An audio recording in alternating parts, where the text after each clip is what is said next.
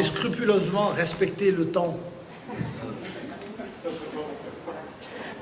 imparti par Harry, c'est-à-dire que j'ai parlé exactement 29 minutes et 57 secondes. Exactement. Donc à ce moment-là, on va réduire le temps de ceux qui doivent prendre la parole. Non, non, c'est pas ça. Si vous avez des questions, c'est l'occasion.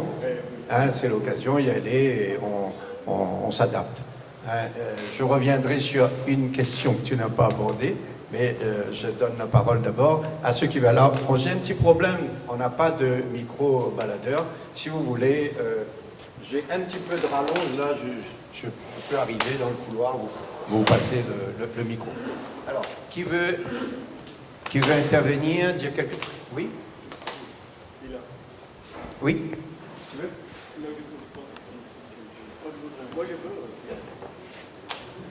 Bonjour, oui, je voudrais juste savoir, pendant toutes ces années, quelle a été la relation de la communauté internationale? Je veux dire qu'il y a les États-Unis qui représentent 30 millions d'habitants, il y a Cuba qui représente 30 millions d'habitants, mais il y a le reste du monde, il y a l'Europe, il y a tous ces pays, le reste du monde. Comment ces pays n'ont pas intervenu soit au sein de l'ONU, une organisation, pour pouvoir effectivement faire changer d'avis les États-Unis vis-à-vis de Cuba? C'est la première question. La deuxième question, j'aimerais savoir quelle était la motivation des Cubains qui quittaient le pays pour aller vivre aux États-Unis, et combien en avait-il, et quels étaient les afflux, enfin, pardon, les flux pendant toute cette période. Merci beaucoup. Je donne une autre question ici tout de suite.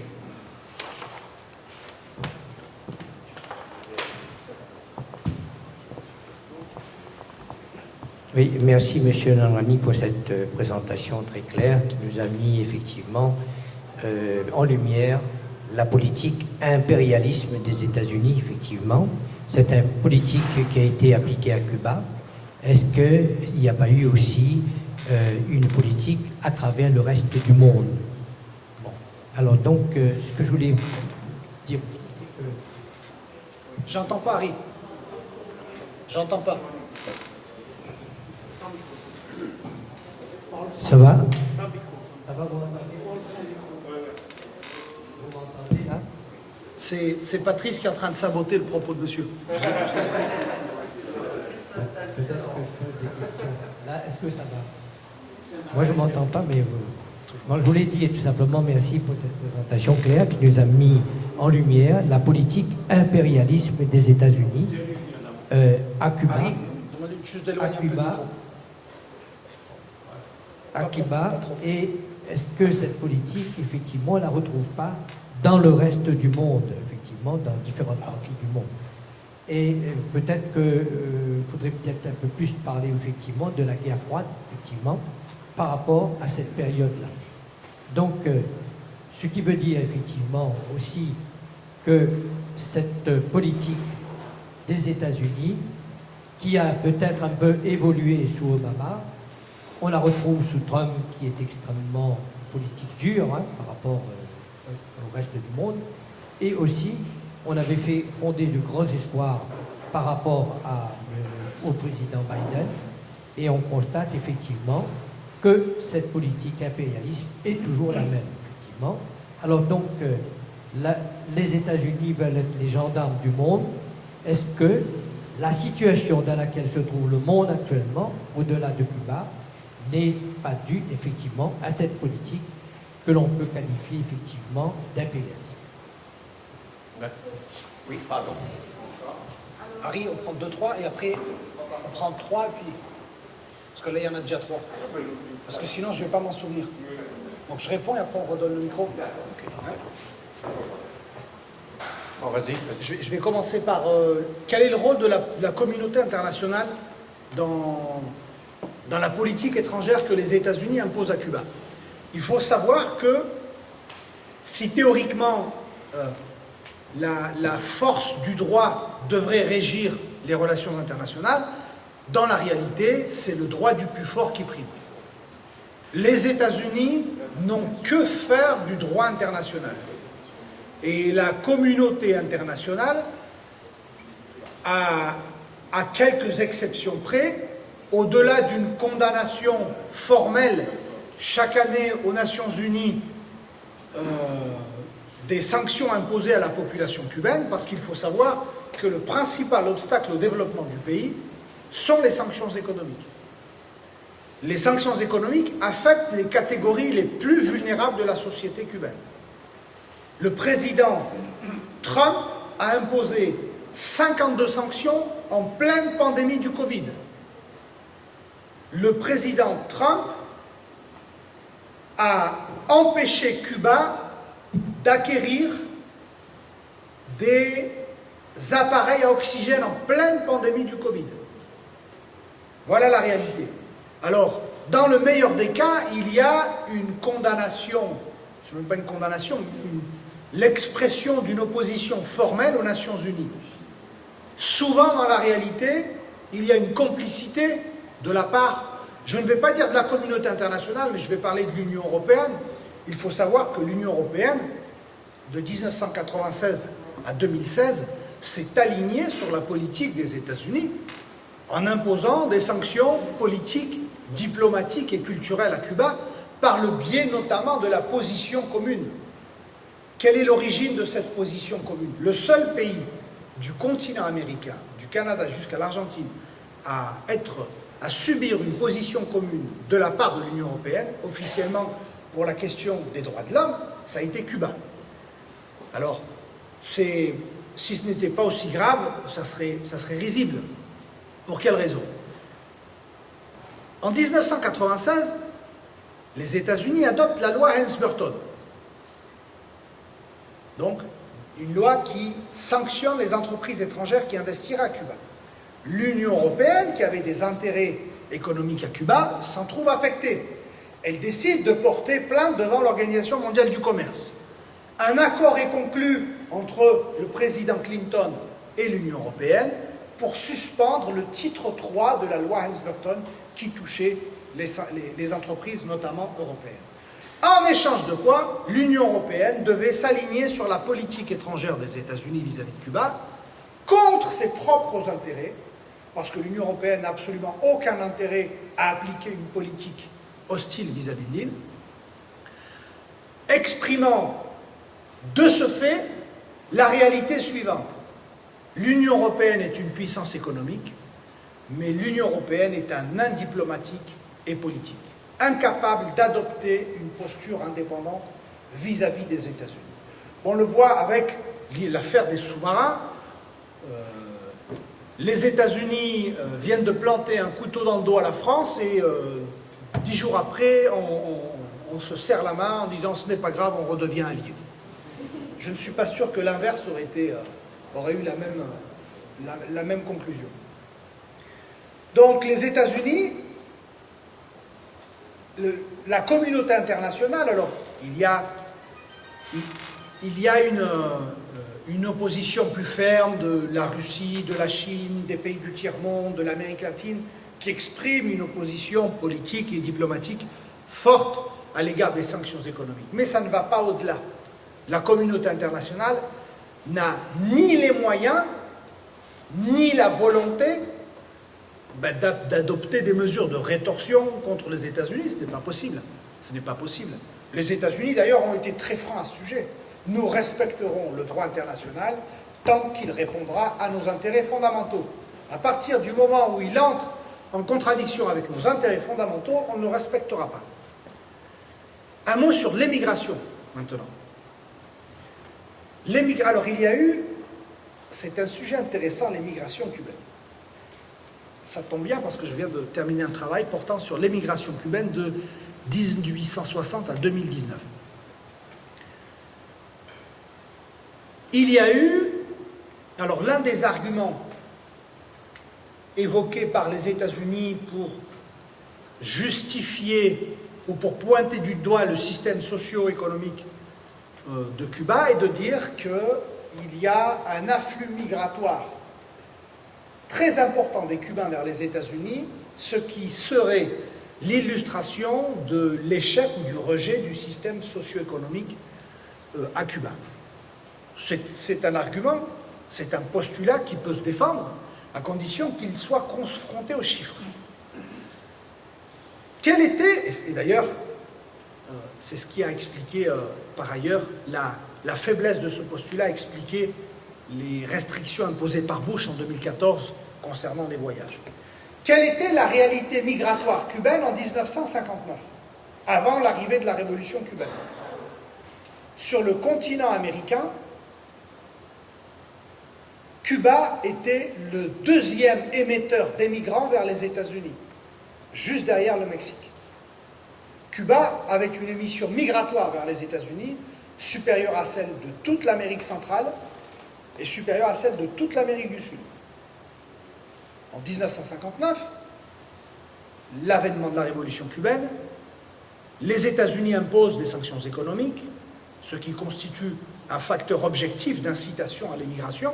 Si les difficultés économiques sont présentes dans le pays, forcément les gens vont chercher à émigrer. Surtout qu'en même temps, les États-Unis adoptent exclusivement avec les Cubains une politique de portes ouvertes. C'est d'ailleurs l'une des raisons pour laquelle le personnel hautement qualifié, dans les premières années de 1959, a quitté le pays.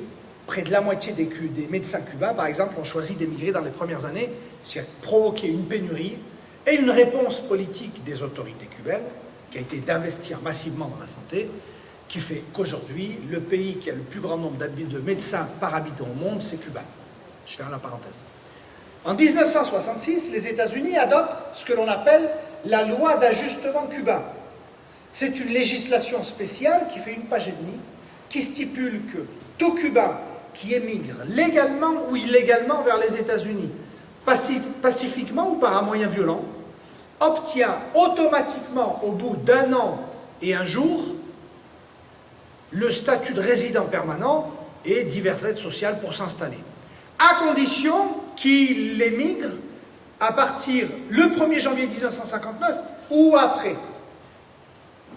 Alors, cette expression, le 1er janvier 1959 ou après, sur une loi qui fait une page et demie, mais vraiment une page et demie, elle est citée à 2 à 3 reprises. Alors, pourquoi il y a cette insistance sur le 1er janvier 1959 ou après? Au-delà de l'instrumentalisation politique, qui fait que ces citoyens obtiennent le statut de résident permanent et diverses aides. Mais tout simplement parce que avant le 1er janvier 1959, il y avait une énorme communauté cubaine aux États-Unis. Donc, la loi d'ajustement cubain, qui est en vigueur jusqu'à ce jour, constitue un deuxième facteur objectif d'incitation à l'émigration légale et surtout illégale. Parce que si les États-Unis s'engageaient à octroyer un visa à tout demandeur, ça serait très simple. Non seulement les États-Unis maintiennent la loi d'ajustement cubain, mais en plus elle limite le nombre de visas à 20 000 par an, ce qui fait que les Cubains, ceux qui n'obtiennent pas de visa, doivent recourir à des voies parallèles, souvent liées au trafic d'êtres humains, etc., qui est dangereux. Quelle est la réalité migratoire de Cuba aujourd'hui? Eh bien, sur cette période, en moyenne, Cuba a été sur le continent le 4e émetteur d'émigrants vers les États-Unis, malgré les sanctions économiques, malgré la loi d'ajustement cubain. Alors, la loi d'ajustement cubain est extrêmement intéressante parce que imaginons que demain les États-Unis décident d'adopter une loi d'ajustement mexicain, pas pendant 40 ans ou 50 ans comme c'est le cas pour les Cubains, mais pendant 4 heures. Et qui stipule tout Mexicain qui entre légalement ou illégalement aux États-Unis à partir de midi jusqu'à 16 heures obtient automatiquement, au bout d'1 an et 1 jour, le statut de résident permanent et diverses aides légales. Vous imaginez le flux migratoire qu'il pourrait y avoir. Donc, la réalité migratoire montre, alors c'est indéniable, hein, on peut dire qu'il y a aujourd'hui 1,2 million de Cubains qui vivent aux États-Unis en comptant ce qui est arrivé avant et leurs descendants. Donc, il y a, dans les années 60, l'émigration des années 60 a surtout été un exil politique. Les héritiers de l'Ancien Régime, la haute bourgeoisie affectée par la réforme agraire, les lois de la Révolution, etc., ont décidé de quitter le pays. Aujourd'hui, l'immense majorité de la communauté cubaine des États-Unis est constituée d'émigrés économiques qui aspirent à avoir les relations normales avec leur pays d'origine. D'ailleurs, On le voit avec les voyages fréquents entre les deux pays. Ensuite, monsieur m'avait posé une question, l'impérialisme en général. Je crois que mes collègues qui vont prendre la parole juste après disposent de la matière nécessaire pour aborder cette question. Mais je partage le principe de monsieur, la politique impérialiste des États-Unis vis-à-vis de Cuba, en substance, ne change pas pour le reste du monde. Les principes sont les mêmes. Il y a une volonté d'imposer son hégémonie, une volonté de défendre les intérêts des États-Unis au détriment des intérêts des autres pays. Et souvent, pardonnez-moi, souvent, l'argument de la démocratie et des droits de l'homme n'est qu'un rideau de fumée derrière lequel se cachent les puissances d'argent. Bonjour. Alors, la première chose que je souhaitais dire, que je suis absolument touchée par cette intervention parce que j'ai eu l'occasion d'aller à Cuba et je me suis aperçue que c'était un pays fabuleux. La population même, j'allais dire, il y a un contact,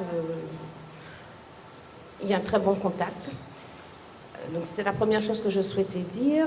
La deuxième chose, en vous écoutant, j'ai pu donner plus de sens à ce qui s'y passait par rapport à tout ce que je voyais sur le terrain.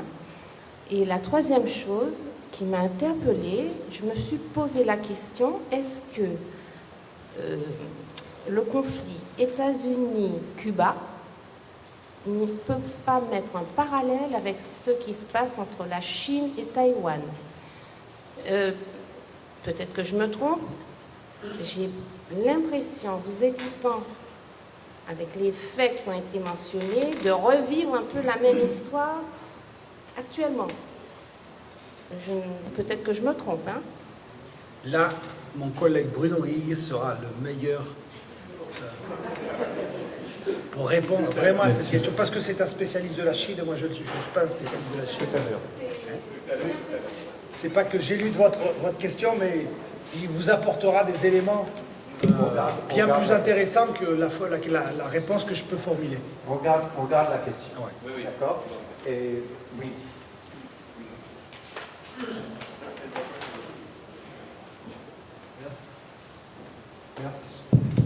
Ouais.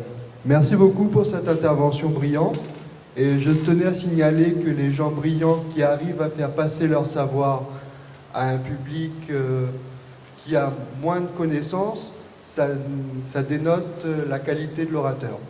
Donc merci beaucoup.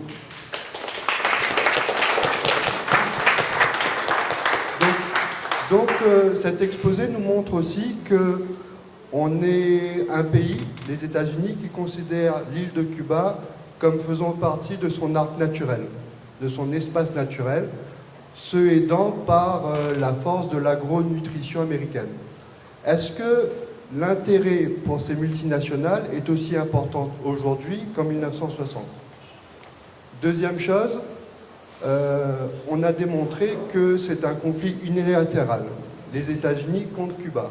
Et Cuba, pour se défendre, va se tourner vers des alliés naturels, le bloc soviétique. Mais est-ce qu'aujourd'hui, quelle relation il y a entre la Chine et Cuba, justement dans la défense du peuple cubain par les intérêts du peuple chinois? Voilà. Merci beaucoup. Vous voulez? Bonjour, je suis étudiant en droit et en communication à l'Université de La Réunion. En fait, moi, j'ai 3 questions. D'abord, je voulais savoir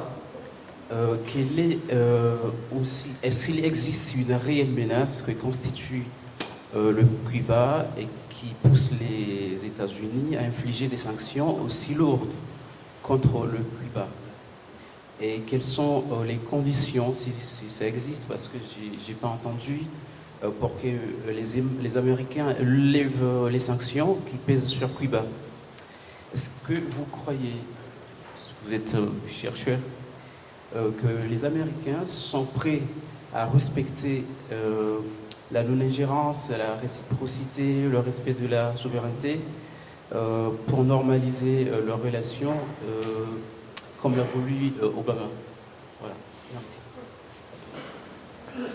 Ben, peut-être profiter, tu prolonges. Oui. Il y a quelqu'un? Non, j'ai juste les pour- questions sont un peu liées. D'accord. C'est juste pour... Tu prolonges dans l'idée de dire qu'il y a eu une évolution dans l'explication de la politique. C'était qu'en début de cette année, ils ont mis Cuba sur la liste. Ils ont remis Cuba sur la liste donc, des régimes terroristes, alors qu'ils ont libéré les talibans. Voilà. En réalité, le principal problème qu'ont les États-Unis avec Cuba, parce que Cuba n'a pas de problème avec les États-Unis, c'est que les États-Unis refusent d'admettre, d'accepter qu'une île qui a été une colonie, ensuite une néocolonie, soit le symbole de l'aspiration des peuples du Sud à l'indépendance et à l'autodétermination. Les États-Unis refusent d'accepter la réalité d'une petite île. Le problème serait sans doute différent s'il s'agissait du Brésil. Mais l'exemple est d'autant plus dangereux qu'il s'agit d'un petit pays aux ressources extrêmement limitées, qui se trouve à 150 km de Floride et qui refuse obstinément d'obéir aux puissants voisins. Là réside, à mon avis, la genèse, l'explication, les raisons fondamentales de l'hostilité des États-Unis vis-à-vis de l'île. Ce n'est pas tant, on a évoqué la question des nationalisations, pour répondre à vos questions, l'immense majorité des entreprises lésées économiquement dans les années 60 sont favorables à une normalisation des relations entre les pays. Pour plusieurs raisons. C'est que les indemnisations, ce sont de grosses entreprises. Ces indemnisations, je le répète, les Cubains n'ont pas confisqué les entreprises. Les Cubains ont nationalisé les entreprises, se sont basés sur les déclarations fiscales de ces mêmes entreprises et ont proposé une indemnisation sur 20 ans avec un taux de 4,5%. Les États-Unis avaient proposé au Japon une indemnisation sur 25 ans avec un taux de 3,5%, donc de meilleures conditions. Mais cela encore, ce n'est qu'un prétexte.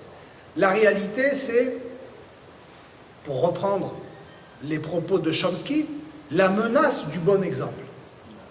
Si un petit pays comme Cuba, aux ressources extrêmement limitées, en reprenant le contrôle de ses ressources stratégiques, en réaffirmant sa volonté d'autodétermination et d'aspiration à la dignité, parce qu'on ne peut pas parler de dignité s'il n'y a pas de souveraineté. On ne peut pas parler de démocratie s'il n'y a pas de souveraineté. On ne peut pas parler de droits de l'homme s'il n'y a pas de souveraineté. Et là, ça nous amènera à nous questionner sur notre propre pays où il y a une commission qui décide, non élue, en Europe, qui décide auquel, par exemple, on doit soumettre le budget national. Moi, je veux bien admettre que la représentation nationale décide de mon budget. J'ai un peu, parce qu'elle est représentative au moins, j'ai un peu plus de mal à admettre de soumettre ce budget à un groupe de technocrates sans légitimité puisqu'il n'a pas été élu. Bon, ça c'était mon éditorial du jour. Donc, qu'un petit pays avec ses ressources soit arrivé à répondre à l'aspiration commune à l'humanité, qui est l'aspiration à la dignité. Et celle-ci passe par la souveraineté. Cela représente une menace et un danger pour les États-Unis. Parce que si les pays du tiers-monde, et c'est la raison de l'acharnement des États-Unis vis-à-vis de Cuba, si l'on ne prend pas en compte cette réalité, on ne peut pas comprendre pourquoi en 2021, il y a toujours des sanctions contre Cuba. L'idée, c'est de punir celui qui a osé se rebeller ou désobéir, d'en faire un exemple pour que les autres qui sont autour aient conscience du prix à payer lorsqu'on décide de s'affranchir de la tutelle des États-Unis. Là réside, à mon sens, l'explication de la relation conflictuelle qu'ont les États-Unis à Cuba.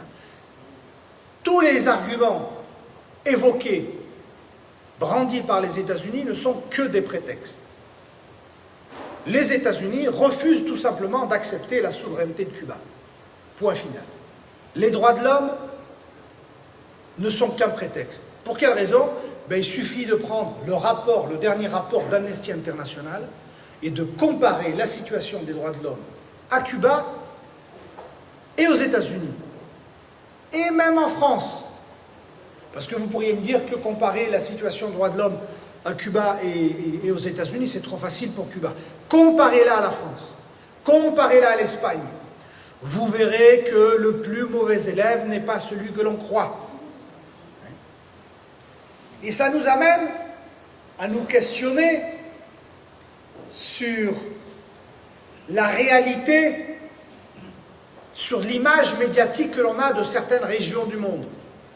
On associerait volontiers Cuba aux violations des droits de l'homme, alors que selon le dernier rapport d'Amnesty International, eh bien, il y a des pays européens qui présentent une situation plus désastreuse. Ne me croyez pas sur parole, je vous invite à aller lire les rapports d'Amnesty International. Les États-Unis, pour répondre, j'espère avoir répondu à votre question, pour répondre à monsieur, les États-Unis sont-ils disposés à accepter la réalité d'une Cuba souveraine et donc à entretenir des relations basées sur la réciprocité, la non-ingérence et l'égalité souveraine? La réponse est non. Et malheureusement, ça ne risque pas d'être le cas. Vous aviez évoqué 2 autres points. Pardonnez-moi, ma mémoire est défaillante.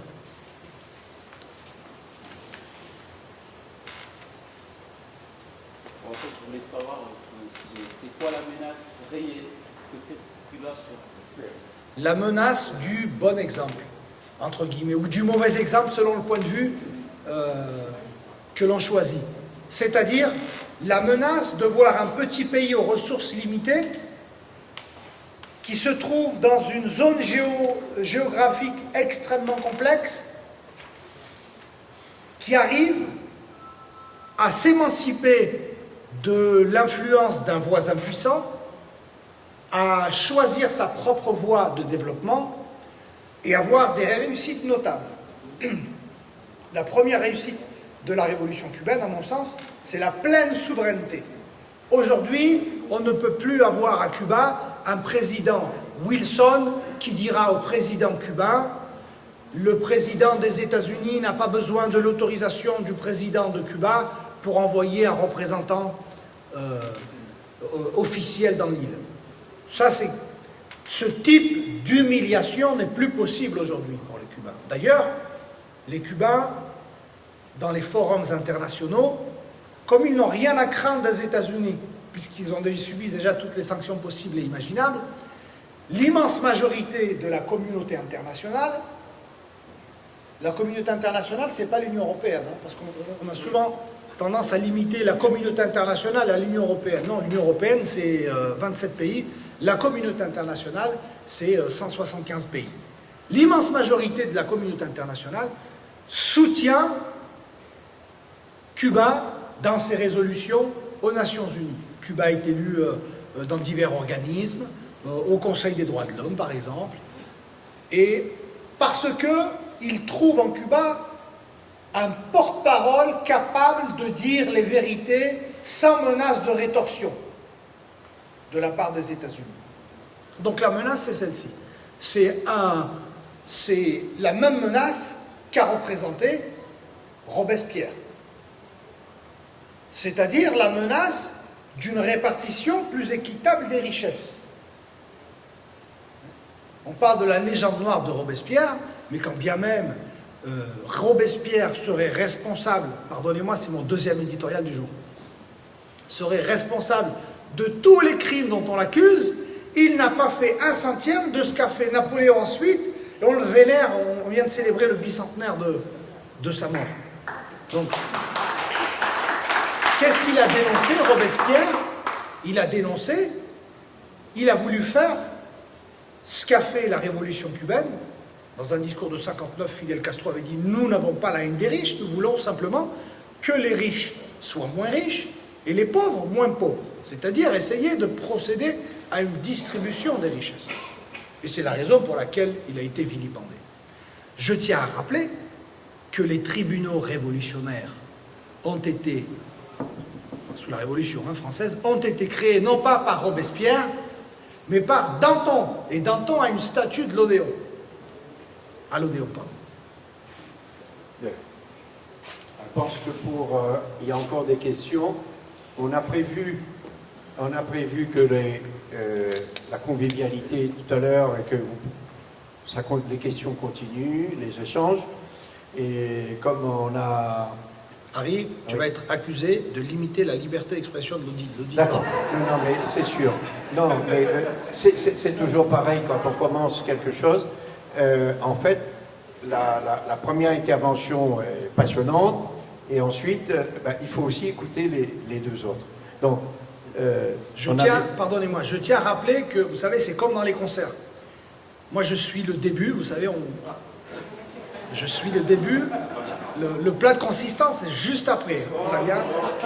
Moi, je fais juste, j'anime. Non, il n'y a pas de ça. Non, je m'excuse auprès des personnes. Harry. Vos questions seront sont légitimes et on peut les entendre. Moi, je voudrais juste poser la question à Julien. On prend... Allez, prenons encore une dernière série de 3. D'accord, hein, voilà. Il y avait, Vous venez jusqu'ici. Ouais, approchez, s'il vous plaît, parce que mon fil n'arrive pas jusque-là.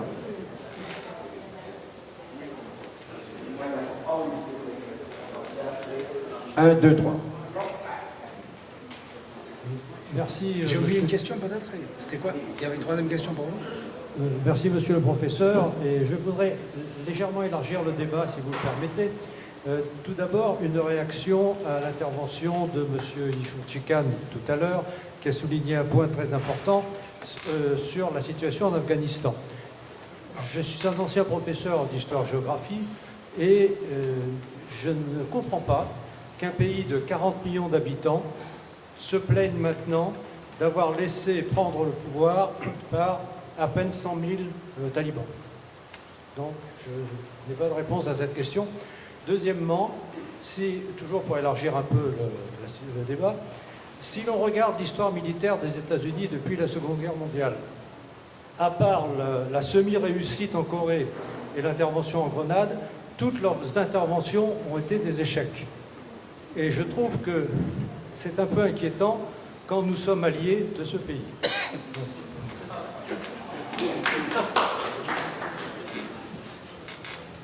Bonjour, merci pour votre intervention. Alors, j'avais une question concernant Castro. C'est-à-dire que... Concernant, pardon? Fidel Castro, et oui, et, puisque de toute façon, voilà, ils ont été résistants, ils ont mené la révolution, et ils ont survécu à de multiples attentats de la part des États-Unis. J'aurais voulu savoir comment les États-Unis réagissent depuis 2016, depuis la mort de Fidel Castro, et quelles sont leurs stratégies, leurs tactiques, effectivement, pour l'avenir du régime, c'est-à-dire de l'après-castrisme. Merci. Bonjour, merci pour votre intervention, que j'ai bien écoutée, mais j'ai quand même posé ma question. Quelle est la rhétorique actuellement des États-Unis pour justifier leurs sanctions à l'égard de Cuba? Parce que Fidel Castro est mort, donc il n'a plus ce rôle d'exemplarité qu'il avait à l'égard des pays d'Amérique du Sud où les États-Unis voulaient étendre leur influence. Donc pourquoi aujourd'hui? Parce qu'on est dans un monde où le contexte est totalement différent, un monde, je dirais, post-communiste. L'idéologie communiste n'est plus aussi influente qu'elle l'a pu l'être par le passé. Donc pourquoi ils ont toujours ces relations un peu tendues avec Cuba et unilatérales, comme vous le disiez? Et deuxième question, par rapport aux migrations, on parlait tout à l'heure.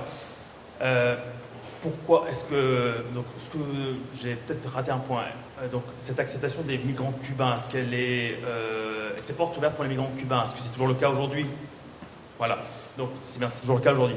pourquoi, d'un côté, Trump a voulu faire un mur entre le Mexique et les États-Unis pour interdire aux migrants mexicains d'arriver aux États-Unis, alors que d'autre côté, ils ouvrent leurs portes aux Cubains qui sanctionnent par ailleurs. Donc, quelle est la logique dans tout cela? Dernier. Merci, bonjour à tous. Moi, en tout cas, c'était pour remercier aussi la qualité de l'intervention. C'est formidable d'avoir ce genre de débat. En même temps aussi, je voulais remercier l'organisateur de ça parce que ça permet aussi d'avoir des informations. Parce qu'aujourd'hui, dans un monde avec les réseaux sociaux, tout ça, le fake news, tout ça, on ne sait pas vraiment qui dit vrai, qui dit faux. Et je crois que ces éclaircissements aujourd'hui, il y a lieu d'être. Et c'est intéressant que ce type de débat, pour moi, il est important que ça se renouvelle. Mais moi, ma question, c'est, j'ai vu en présentation sur à Doha, la rencontre avec un représentant des Américains et des talibans. Est-ce qu'il y a un lien, justement, puisque vous avez parlé de base de Guantanamo qui se trouve à Cuba, est-ce qu'il y a un lien de cause à effet, cette rencontre qui a eu lieu entre les représentants des talibans, parce que ces 5 personnes qui sont aujourd'hui en Afghanistan, ce sont les 5 qui étaient emprisonnés à Guantanamo. Est-ce qu'il y a un lien, effectivement, entre ça et les États-Unis? Merci beaucoup.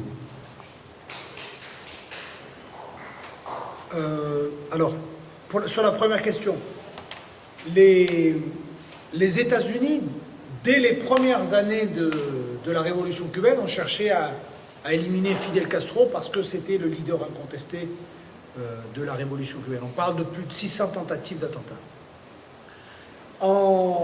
L'erreur commise, alors, pas tant par les États-Unis, ou du moins les connaisseurs et les stratèges, mais l'image qu'on en a, ça a été de penser que le processus révolutionnaire cubain reposait sur les épaules d'un seul homme.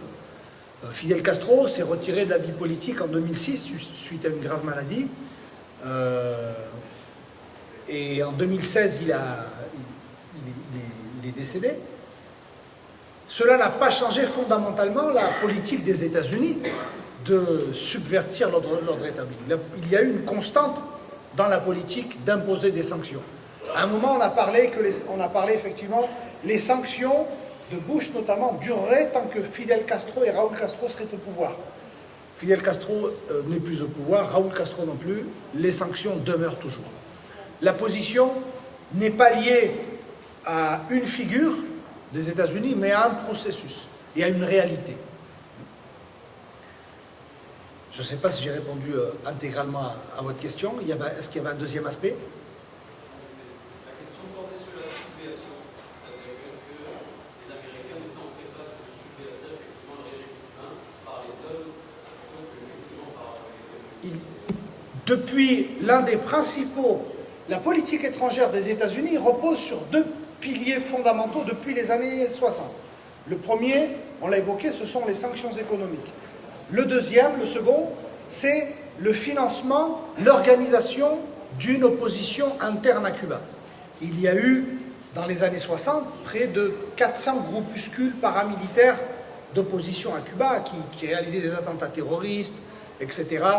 Il y a eu, aujourd'hui, elle est différente, il n'y a plus d'opposition paramilitaire à Cuba, il y a une opposition qui est financée, qui est stipendiée par les États-Unis. Donc, pour atteindre cet objectif.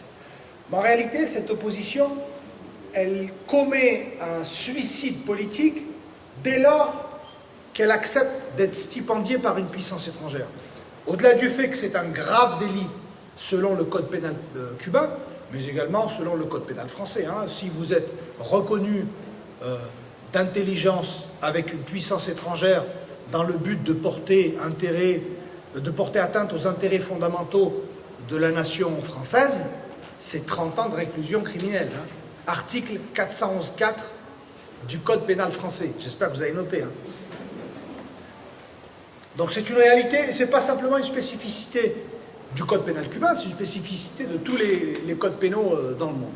Cette réalité existe à ce jour. Il y a un budget annuel de 20 millions de dollars par an pour subvertir l'ordre établi, pour créer une opposition interne à Cuba. Mais le problème, c'est qu'elle est coupée de la base populaire. Parce que les Cubains, y compris... Alors, Cuba n'est pas une société monolithique. Il y a des catégories insatisfaites au sein de la société cubaine. Il y a surtout, notamment, parmi la jeunesse. Parce que la jeunesse, ceux qui ont entre 20 et 30 ans, n'a vécu que la période spéciale. C'est-à-dire, pour eux, la révolution cubaine, c'est surtout la période spéciale, les difficultés économiques.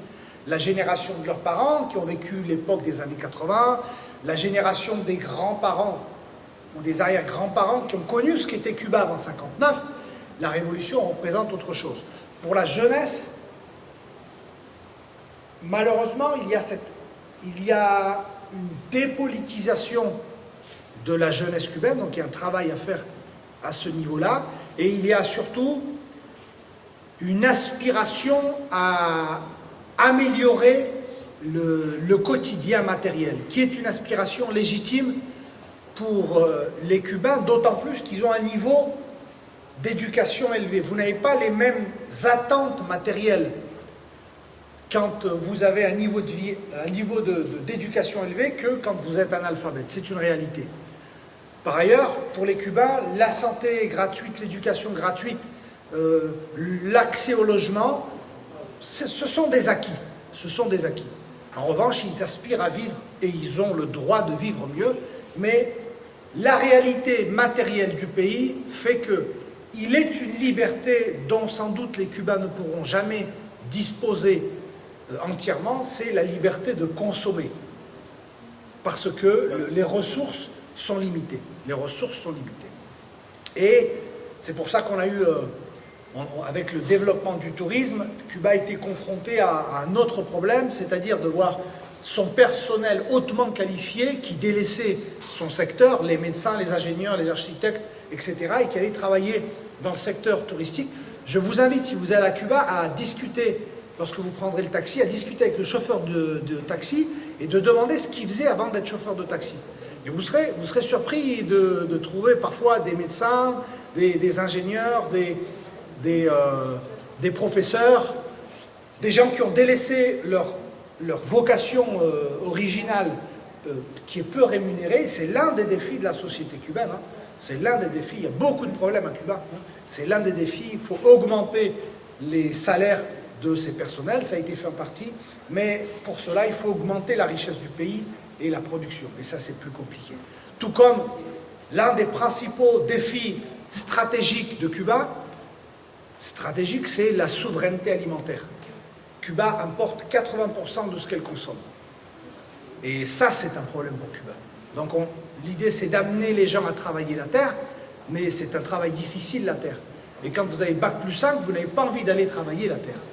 Donc voilà les contradictions d'un processus de transformation sociale. J'ai oublié la question suivante. Et je m'arrêtais là parce que je vois Harry, il me fait les gros yeux. Il y avait monsieur... Oui, c'était quoi déjà? La question, c'était est-ce qu'il y a un lien entre les gens qui étaient les talibans qui étaient emprisonnés à Guantanamo et la reprise de l'Afghanistan aujourd'hui par ces personnes, alors que les États-Unis étaient entremêlés dans l'histoire. Alors je ne sais pas s'il y a un lien de cause à effet, je ne crois pas. Tout ce que je sais, c'est que les États-Unis ont transformé la base navale de Guantanamo en une prison à ciel ouvert et en un centre international de torture. Voilà ce qu'ont fait les États-Unis de Guantanamo, où des suspects, des personnes suspectes, alors parfois avec une implication dans des attentats, dans des actes contre les États-Unis, parfois des personnes, il y a eu un film récemment, hein, des personnes qui ont été victimes d'erreurs ont été emprisonnées, victimes de sévices dans la prison de Guantanamo. Un État qui se dit de droit doit soumettre à un jugement n'importe quelle personne accusée d'un crime. Et ce que les États-Unis n'ont pas fait. Merci. Monsieur. Bon, Sur les migrants. je vais... Oui, pardon. C'est- a répondu. Pourquoi? Oui, pourquoi? Ben, tout simplement parce que les États-Unis... Harry, je vais faire une réponse en 90 secondes. Oui. Tout simplement parce que les États-Unis ont toujours, dans leur lutte, dans leur guerre contre Cuba et sa révolution, ont instrumentalisé la politique migratoire. Le but, c'était de quoi? On sait que la réalité, l'émigration est un phénomène universel. L'émigration cubaine vers les États-Unis ne date pas de 59. Sauf qu'à partir de 59, on l'a instrumentalisé. Le but, c'est quoi? Pourquoi ouvrir les bras ouverts aux Cubains? Ben, c'était pour dire, regardez ces Cubains qui fuient le régime communiste de l'île, et c'est bien la preuve que c'est un échec.